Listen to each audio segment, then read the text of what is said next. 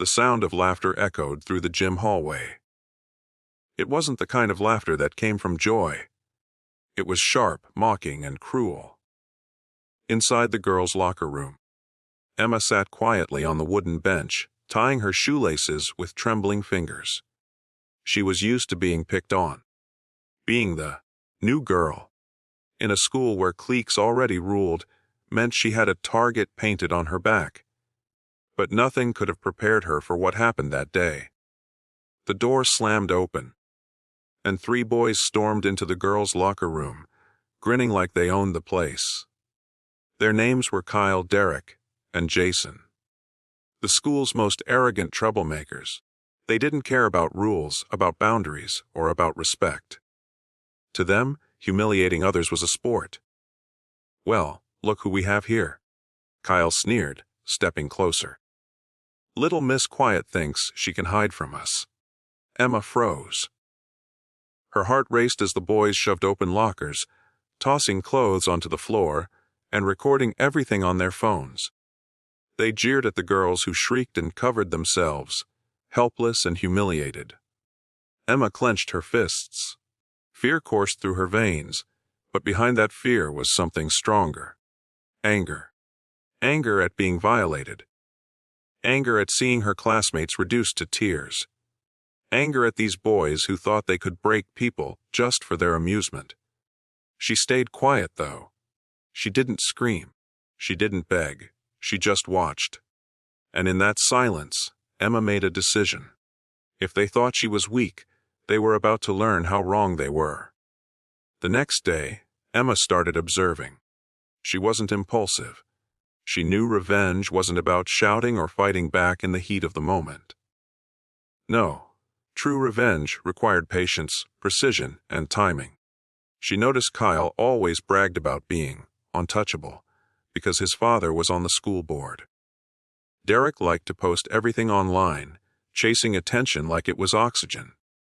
Jason, the loudest of them all, hid his insecurities behind cruelty, desperate to seem powerful. Emma began her plan. First, she built trust. She spoke to the other girls who had been victims, reassuring them that something would be done. At first, they didn't believe her. They had learned to accept the bullying, convinced nothing would ever change. But Emma's determination lit a spark in them. Slowly, they started to share their stories, their screenshots, and their evidence. Emma compiled everything. Every message, every video, every cruel prank the boys had pulled over the months. She didn't just want them punished, she wanted them exposed. Weeks passed, and the boys grew bolder, believing they had gotten away with humiliating the girls. But Emma's silence unnerved them. She wasn't breaking. She wasn't crying. She was waiting, and that made them restless. One afternoon, during gym class, Emma found her moment. The school had set up a projector in the auditorium for a pep rally. Hundreds of students filled the seats, laughing and chatting. The boys sat in the back row, smug as ever, thinking it was just another ordinary day. Then the lights dimmed, and the projector lit up. But instead of the scheduled slideshow of school achievements, something else appeared. The screen flickered, and suddenly a video played. The audience gasped. It was footage of Kyle, Derek, and Jason barging into the girls' locker room, laughing as they recorded terrified classmates. Then came clips of their cruel jokes, their online harassment, their mocking words. Each scene was worse than the last. Whispers spread through the crowd. Faces turned. Students who once laughed at the bullies now stared at them with disgust. Teachers rushed forward, but the damage was already done.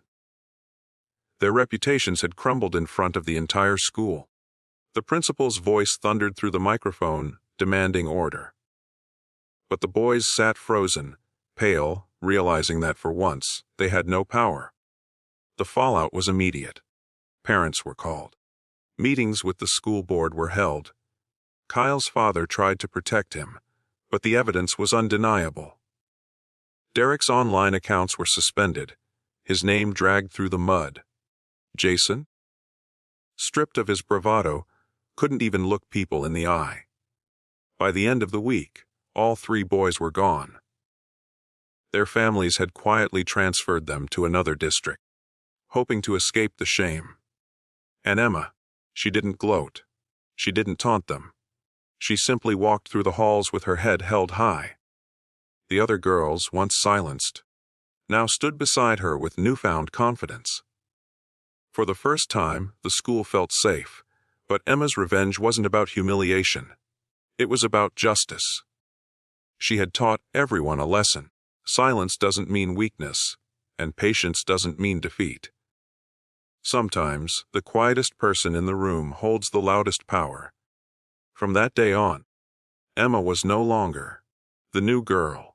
She was the girl who stood up, who fought back, not with fists, but with courage and intelligence. And her story became a reminder to every student who felt powerless. Strength doesn't come from cruelty. It comes from standing up for what's right, even when you're scared.